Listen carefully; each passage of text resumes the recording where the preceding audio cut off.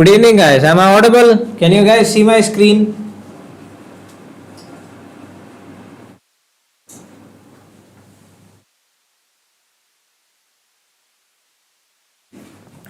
Good evening, all. Very good evening, and welcome to day 4 of our Data Science Masterclass. And in this session, we'll be continuing with Numpy, and then we'll be finishing off Numpy and then move into data visualization tools in Python, such as Matplotlib and seaborn. And tomorrow, in the next session, Sunday, we have a session tomorrow, so we'll be integrating all the things which we have learned till now. Okay, so the data collection plus pandas plus numpy, then matplotlib, seaborn. Time being, we'll consider, if we can, we will be completing them, and then we will be implementing everything in the next session on a project. So the first project is an exploratory data analysis project on sales data set. Okay, so that will be the content for the next session. So I hope we could start our day 4, right? Yeah, so I hope we have left with the shape. Okay, so we have seen about how to find the shape of array. So let us do it once again. So I had the old notebook from our previous session. So if you want, you could go with y dot shape, and it gives you the number of rows and columns you have, or number of elements you have. Okay, something like, for example, I hope we have 3D.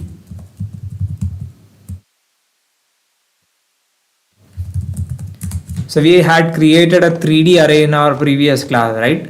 So that shape is actually 3, 2, 3, which tells that you have 3 2 dimension, inside of that 2 1 dimension, inside of that 3 element. Okay, so today is day 4, guys. Today is day 4. Sorry, it has been mistakenly given as 3.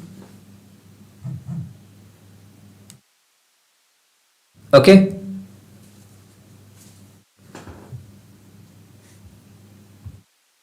so this is the shape and this is the representation, and you have to understand this.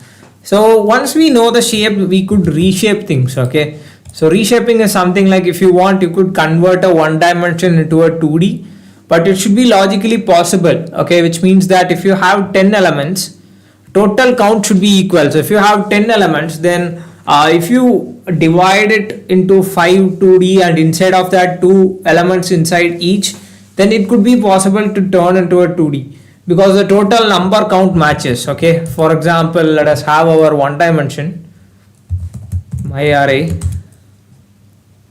Okay, so maybe we'll create a new x equal to np dot array.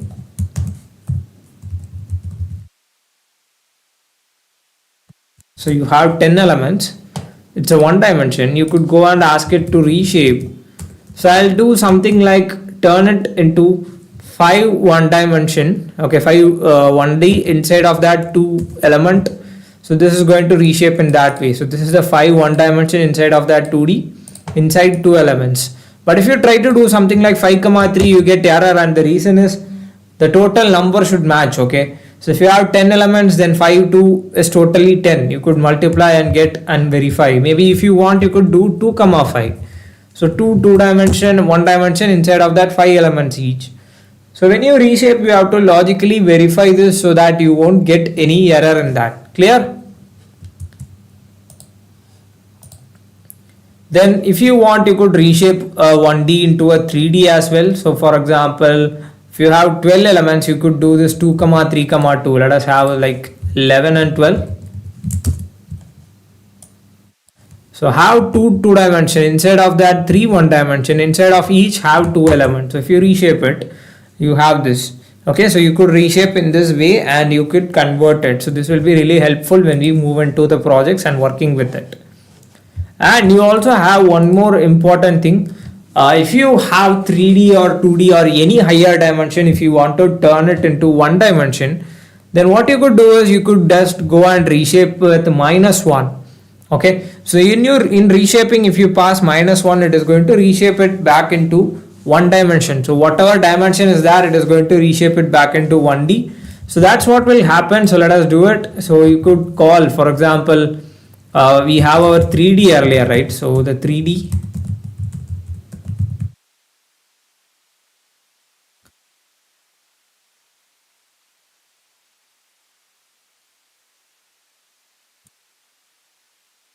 So you could reshape this using dot reshape and pass -1 here. It is going to reshape everything into a single one dimension. So this is an option which you could do.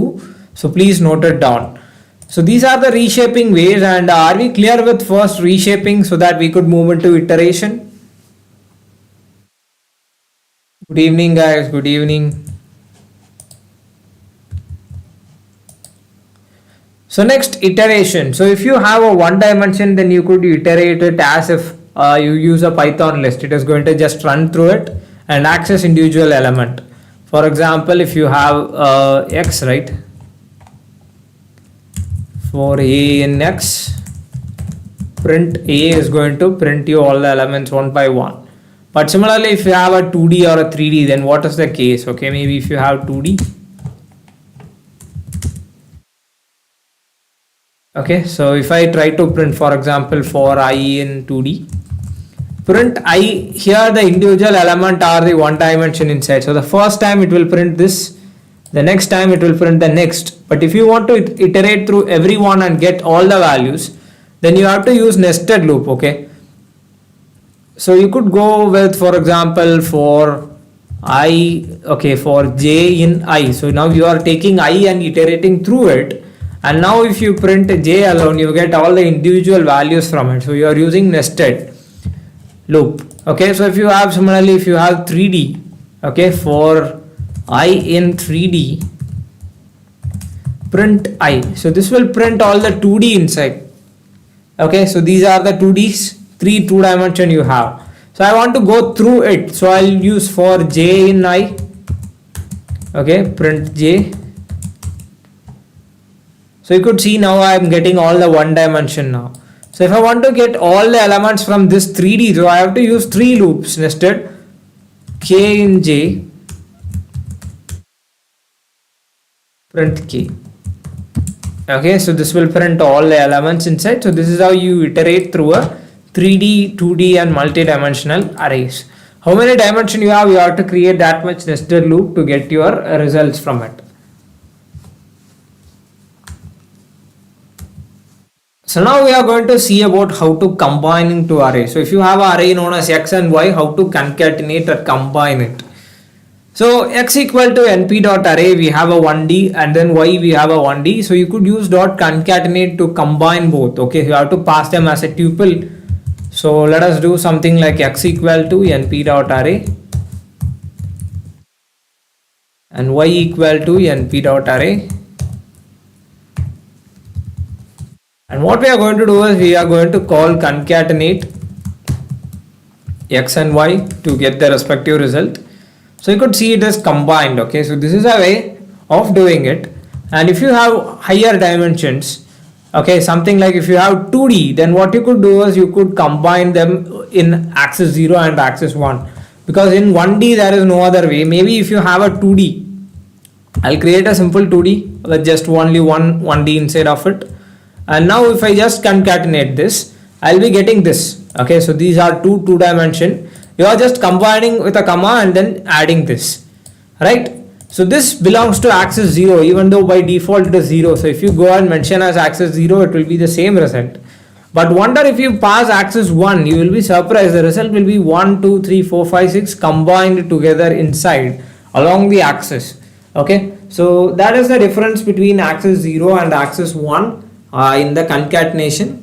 So when you combine based on the results you want, you could concatenate in this particular way. Then array search. Okay, so we are going to search the array. For example, if you have a particular element you want to get, means you could use np.var to particularly locate through it. For example, x.var. Okay, so let us try to pass the value of x equal to a or 1. Okay, here it is, I'm searching for 1. Okay, it's np.var, right? np numpy.var, where x is equal to the value 1. Okay, so you get the index of it. Okay, so that's the idea. Maybe if you try to locate for 3. Okay, so since it's a 2D, you get two axes, 0, 2, which is in 0th 1D you get in second place. Okay, So since it is 2D, you are getting this particular result. So if you search in 3D, it is going to give you 3-dimension result so that you could navigate and get your values. That is array search. So the next is array sorting. Okay, so when you try to sorting is something like you are increasing order or decreasing order, you are sorting, right? So you could use np.array and you could use np.sort to sort that. So let us try to do it. For example, here if I do is np.sort of x, so it will be sorted. It's already sorted, so you get this result. Maybe if I have,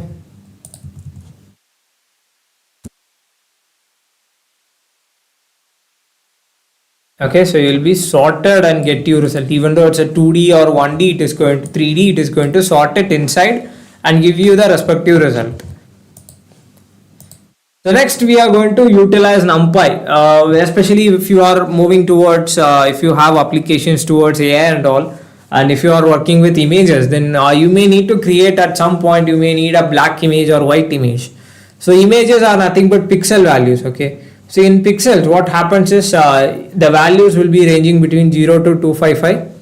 And the value of 0 is black color and value of 255, or usually if you normalize it, the value will be between 0 to 1. And 1 is white color. So if you want to create black, you have to have a shape of your image with completely zeros everywhere. So for that we use np.zeros, and you could pass the shape and data type of it. For example, I could go and call np.zeros. So I want to get a matrix of 4, 5. So you will be getting zeros everywhere. See here in the same shape. This is used in deep learning and image processing works. Maybe if you want to create a black image in the shape of 1080 cross 1080, you could create it here. So that will be the particular shape of it. And you also have ones which is for creating white colored images. So once you could pass the same, for example, whatever dimension you ask, it is going to create that and give you a particular result. And you also have something known as np.fulls. Okay, so in full, what you have to do is you have to pass a shape and the number which you want. I want to get 8 in all these places in the shape of 4 cross 4. So you could pass it and get the respective results from it. Are we clear with these three? Numpy zeros, Numpy ones and Numpy full.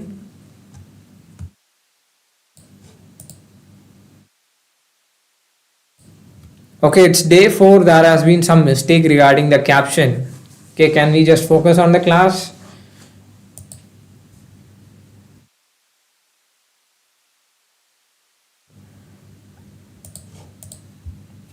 So Numpy has a range. Okay, so if you want to create a range of values, array, you could go. Okay.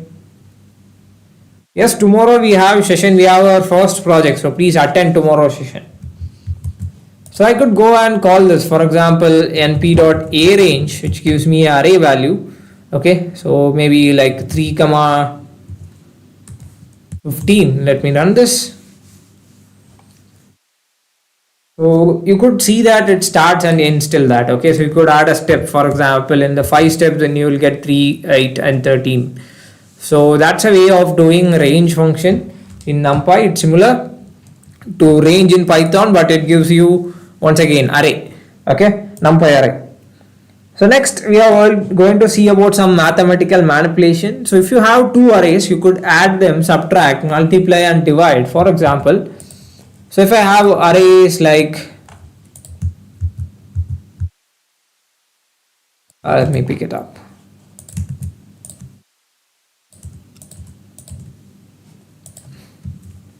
np.add x comma y 5 7 9. So it is something like 1 plus 4 is 5, 2 plus 5 is 7, 3 plus 6 is 9. Okay, then np.subtract will give you subtraction results. Subtract, full form, not sub. Okay, so if you subtract them, you get minus 3 everywhere. So you could perform multiplication. Okay, multiply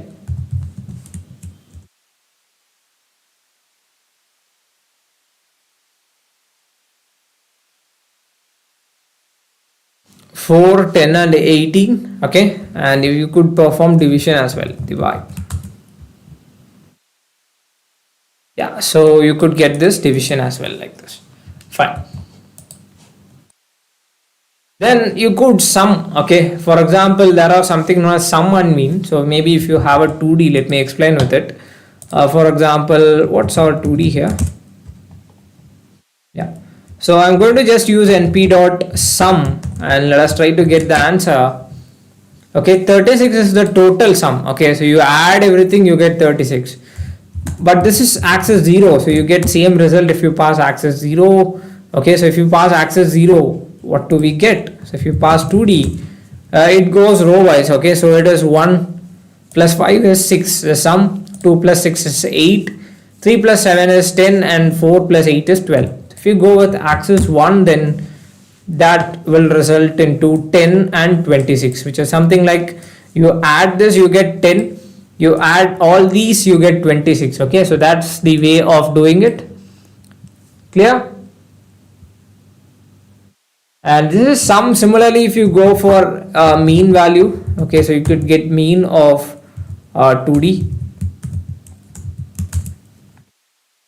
The total mean is 4.5, but if you tweak it with axis 0, okay, so this is the 0th axis, you add both 1 plus 5 divided by 2, 2 plus 6 divided by 2, 3 plus 7 divided by 2.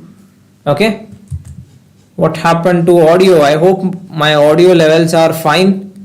So I hope it's problem from your side, guys. And here if you go with axis 1, then again you will be getting the mean values of these two combined. All these 4 divided by 4 and all these 4 added divided by 4. So these are some of the mathematical manipulations. Finally, if you want to generate random numbers, you could do np.random.rand. If you want to get random integer, you could pass. Okay, for example, if you want to generate an array of random numbers, you could go and call np.random.random and pass a shape, maybe 4 comma 4. So 4 comma 4 will give you random float values. But if you want, you could go with np.random.randint, and you have to pass a shape. Maybe I'll ask for okay, so the lower limit and higher limit first. So I want to have numbers, random numbers between 0 to 100, and the shape of it should be 5 cross 5. So I'll be getting between those range, I'll be getting the numbers. Okay, so that's it about NumPy, and we have completed it. And if you want, are you ready to build your career with data science? If you are, then Pantech is giving you an opportunity. You could join for our exclusive 1-month internship on data science. So the benefits of this internship includes 30 days of live sessions, 90 days of access to records, 8+ source codes of data science projects, 30 downloadable PPTs, VIP community group, weekly mentor support, internship confirmation letter, internship participation certificate. So all these things you could get at a discounted fee at $799, and the link is posted in chat box. So we will be doing exploratory data analysis project. Tomorrow we will be doing it. Then world population EDA, Power BI, Netflix data, churn prediction, FMCG supply chain optimization, music dataset clustering, CO2 emission prediction, time series analysis on Microsoft stock data. And wait, if you want, you could also register and benefit from this 3-in-1 bundle offer, where you get the basics Python programming course, intermediate data analytics, and our advanced data science content. All these 3 together in one bundle, 90 days totally. So you will be getting, you could avail 3 courses at just 1,200. The registration link is posted in chat box. The last date is tomorrow. So if you are planning to register, tomorrow is going to be the last day for it. So you will be getting 90-day content, weekly live sessions to clarify your doubt, 3 certifications, 1-month internship certification for on each of it, 20+ projects, 1-year validity, downloadable PPTs, internship confirmation letter, and hackathon session live.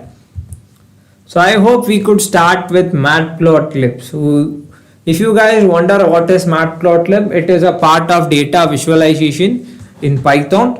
So we have seen a library for data handling, cleaning and all. We have seen a library for numerical purpose, array values and all. And now we are going to start with a library for the visualizations. So working with Matplotlib.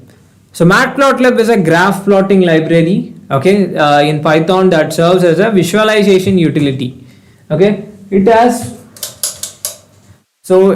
named it has a module named PyPlot, which we are interested in, which makes things easier, okay, for the plotting and all. It is able to create different types of visualization reports like plots, scatter plots, histograms, bar charts, pie chart, box plot, and many more different plots. So to install it, you could go with pip install matplotlib, and matplotlib is having wide variety of submodules in it, and we are actually interested in only one, which is the pie plot. Okay, so import matplotlib.pyplot as plt. So pyplot is a submodule which we used to call it in a name of plt. So that submodule will be responsible for our tasks. Okay, and let us do some anatomy of this matplotlib figure. So you can set the x label, y label, title, legend, like the grids behind the spines. You could alter the minor tick, major tick, okay, the color of it, the dotted lines, the scatter plots. You could have all these things. First we'll be discussing about line plot. Okay, so let me go into my collab now. I have a separate collab file for this. I hope you guys are ready for matplotlib. So pip install matplotlib and let us start with it. So we are importing matplotlib.pyplot as plt.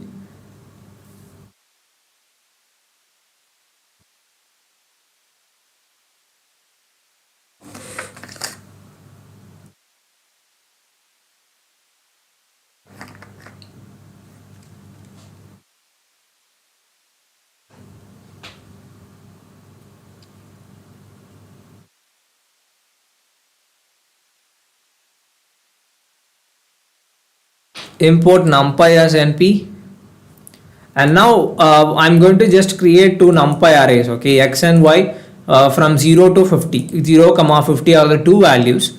So you could create a line plot. So if you have multiple points, maybe it could be complex as well. This is simple.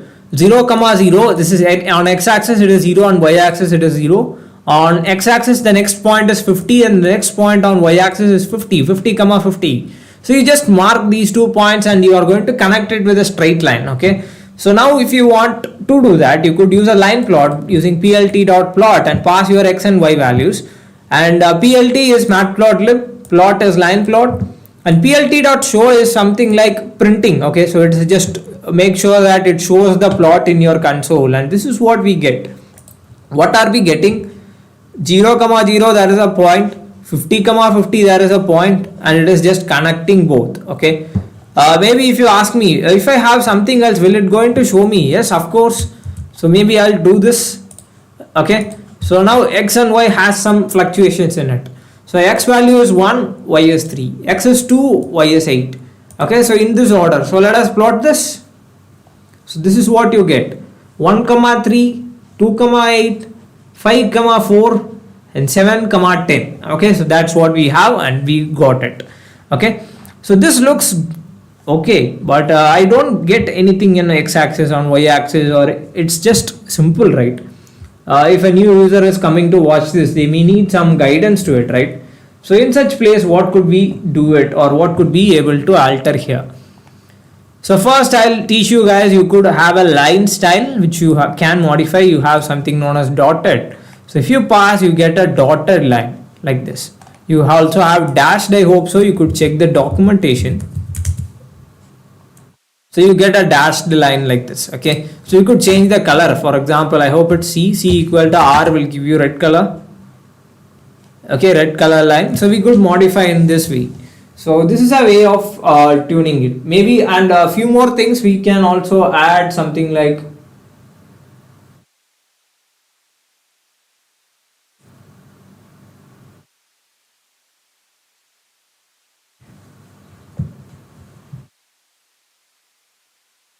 okay, so for example, next we are going to add grid to it. So if you want to have grid lines, you could just add plt.grid separately and then go with show. Okay, show should be the final thing before configuring everything. So the same thing with grid line will makes you easy for 2 comma 8. So you could now easily tell that, right? So it will be a guidelines for your grid lines.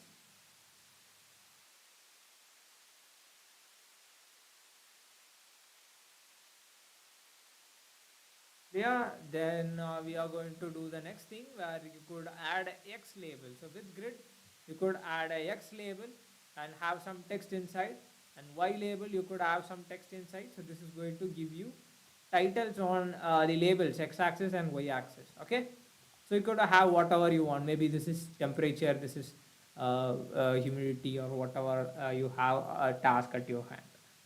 I hope my voice is audible, guys. Okay, maybe it may be low. I hope so. Let me try to increase it a bit. Actually, it is of a high level. It is working fine. Guys, am I audible? Yes. I hope now it is. Is it clear? Am I audible now, guys?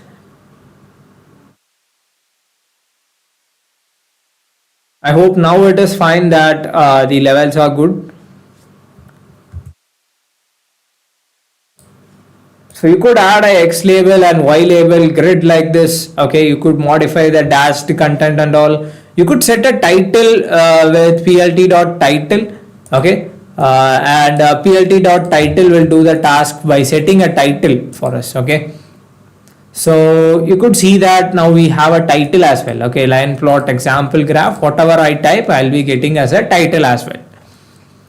Now we go into the next plot. So that is line plot and the sub parts of it. So you could add labels, title, grid and all. Okay.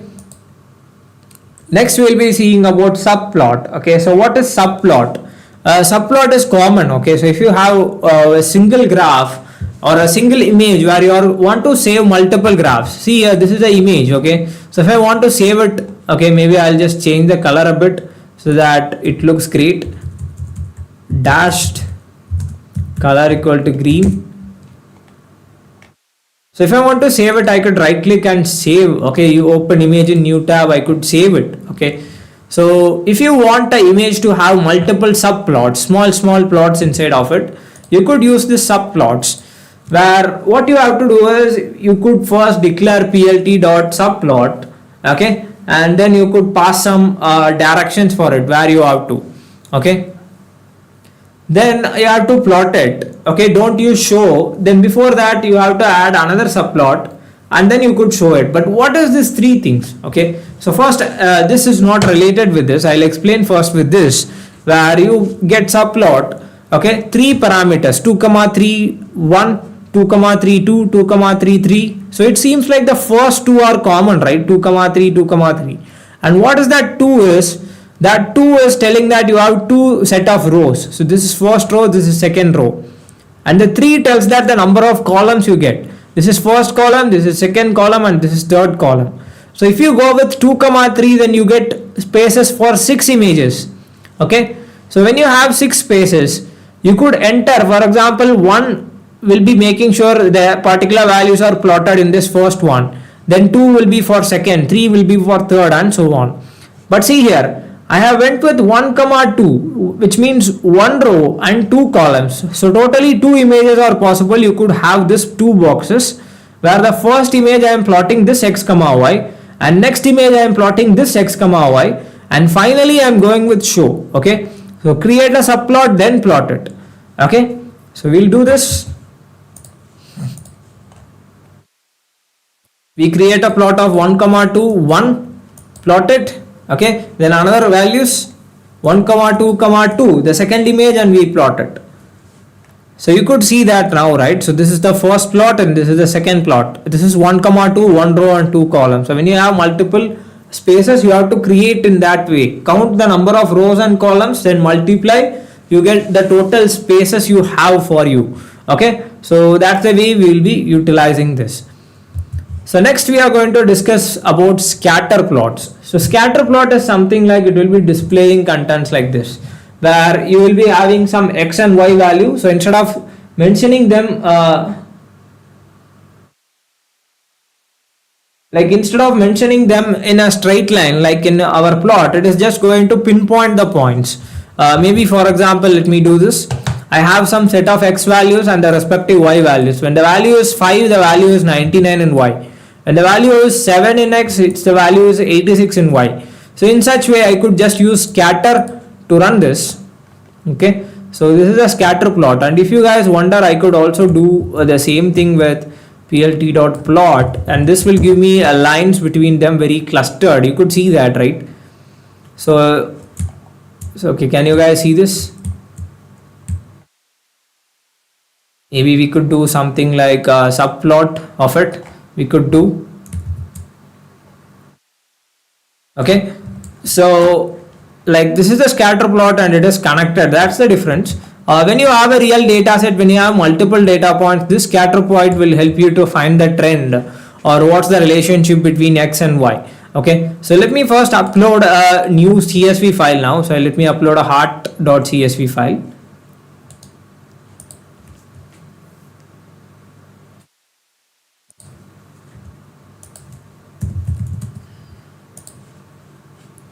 So it is a heart disease data set which I'm going to get. I'll copy the path of it. We have it, we'll run it. And this is our data set.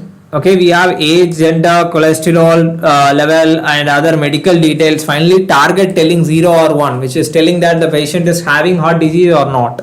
So first I'm going to create a scatter plot, and what I'm doing is in x-axis, I'm going to take the age of people. And who are all I'm taking only the persons who have heart disease, who don't have now.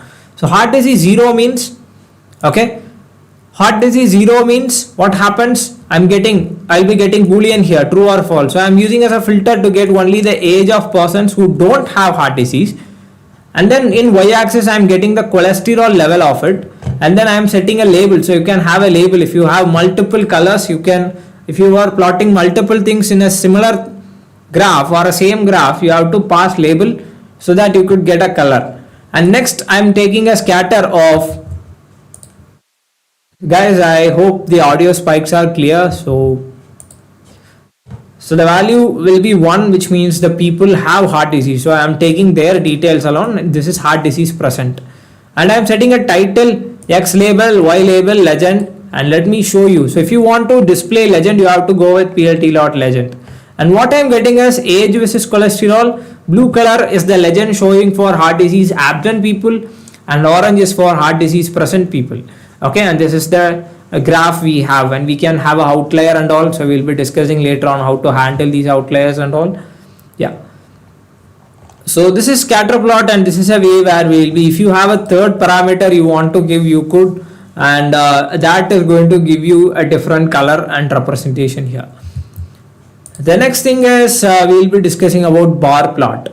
So bar plot, you will be having bar graphs. Okay, graphs, you will be having bar type of representation, and here we are having x equal to some label to it, and y is the height of it, and you could use dot bar to visualize the bar graph. For example, here a, b, c, d and the respective height of it I have in y. So you could go with plt dot bar and show it. So you get a bar plot with the height. See here, A is 3, B is 8, C is like 1 and D is 10. So that's what you get in a bar graph. Similarly, if you want this in a horizontal way, then what you could do is you could use bar h, which is for horizontal. So it is going to show you the same thing in a horizontal way. So this is bar plot and this is bar h, which is for horizontal. Maybe I'll show you an example. I am going to load another data set. Maybe we'll use diabetes data set now.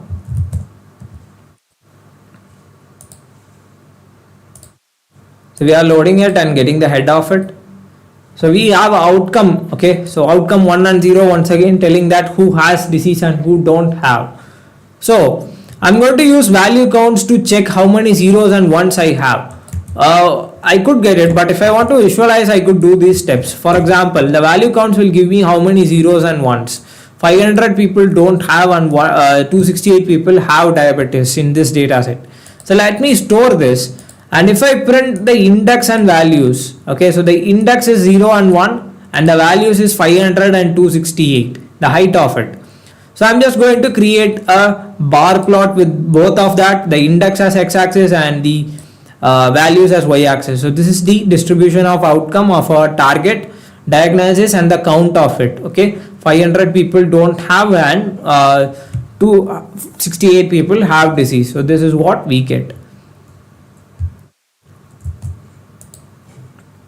And the next plot we are going to discuss is horizontal. We have completed horizontals. Next is histogram. Okay, histogram is something like if you have a continuous values, not like categories. If you have age or any continuous value, you could see the distribution by getting a histogram. It is similar to a bar plot, but bar plot is for categoricals and histogram is for continuous values.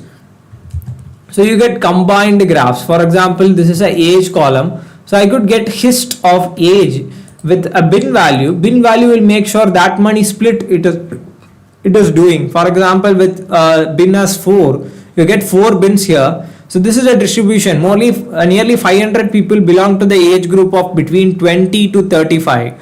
So from 35 to 50, you have a group of people belonging to 180 people are there. So that's how you count this distribution. So maybe if I ask for 10 bins, you get detailed bin values. Okay, so this is the count of them. Most of your dataset people belong to this age group. 300 people belong to that, and then so on. Okay. So for distribution of continuous values, you could use this. So the next plot is box plot, and box plot I am not going to explain now. So the box plot we will be discussing especially how to interpret this on day 11, where we will be discussing about outliers. Okay, so this box plot can be used to detect the outliers, median value and all. So when you run it, you get a box plot like this, where the middle line there will be there, that's called as the average or median value of that particular values, and anything beyond this lines on both the sides is outliers. If you have circles in both the sides, it is called as an outlier, and outlier is something like some unnecessary value which is not related. See here, every values are here and this guy is somewhere around here. This is called as outlier. Okay, and for doing that, let us go and get a box plot between the diabetes or the age of people who don't have diabetes and age of people having diabetes. And let me run this box plot for you guys, and this is what we get. So the average age of people who don't have diabetes is around 27-28, and the average age of people who have diabetes, this line, whatever the middle line, that's your average, and that is around 30 above, right? 40, nearly 40, that is the average age for diabetes.